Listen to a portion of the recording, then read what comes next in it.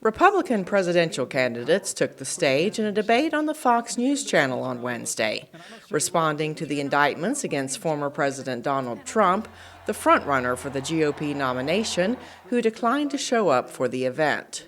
The 8 hopefuls who did appear also devoted much time to what they described as a worsening migration crisis at the U.S. border with Mexico.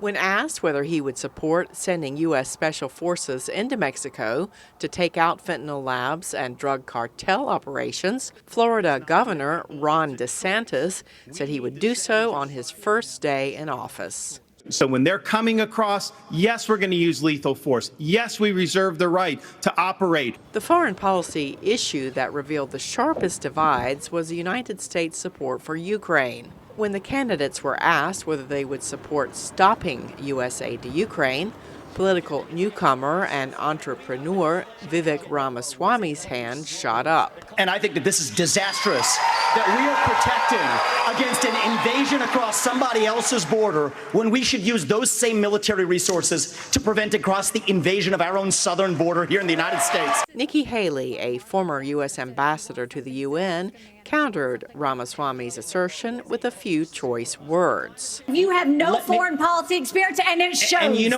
after the debate, former Vice President Mike Pence spoke with VOA. He said he had visited Ukraine and seen firsthand what the Russian military is doing to Ukrainian civilians.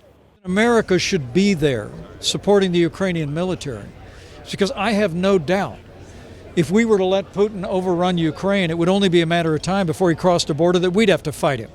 Candidate and former New Jersey Governor Chris Christie visited Ukraine earlier this month and says the U.S. must stand with Kyiv for as long as it takes. At a recent rally, Trump criticized Biden for, in his words, sending troops to Europe to fuel this escalating conflict in Ukraine.